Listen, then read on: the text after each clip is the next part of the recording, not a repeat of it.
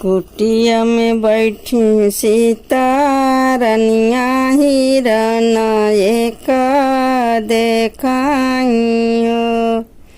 कुटिया में बैठी सीता रनिया हिरन एक देखाइयो।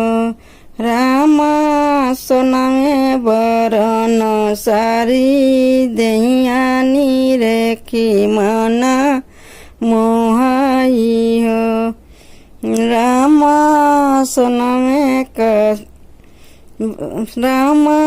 सोनवा बरन सारी दहियानी रेखी मना मोहाई हो। बगले में बैठे श्री राम तो सीता जिया रज कर हो। बगले में बैठे श्री राम तो सीता जिया रज कर हो। राम सोनमा का सुंदर ही हिरन हमारे मन भावई हो। राम सोनमे बरन कही रनमा हमारे मन भावई हो। इतनी बचन सुने राम तो सुनहि ना पावत सुनहि ना पावई हो। राम हथवा में लिहले धनुया हिरन पीछे धावई हो।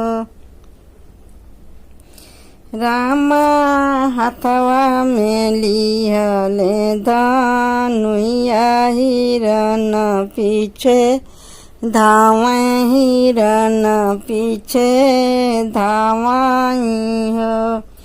कुटिया में सीताया केली रावण वाजे देख रावण वाजे देखाई हो। कुटिया में बैठी सीता कुटिया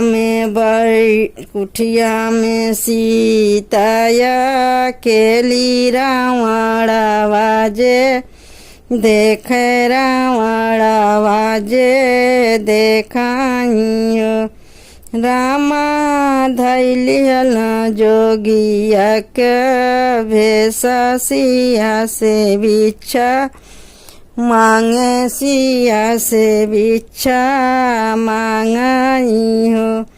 रामा धैलियल जोगिया के भेष सिया से बिच्छा मांगे सिया से बिच्छा मांगई हो।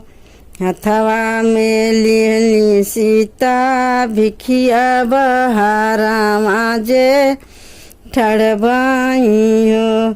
हथवा में ली सीता भिखिया बहारा माजे ठड़बाई हो। रामा रावण जे रथ बई ठामे सीता के लेई भागाई हो। रामा रावण जे रथ बई ठामे सीता के लेई भागई सीता के लेई भागई हो।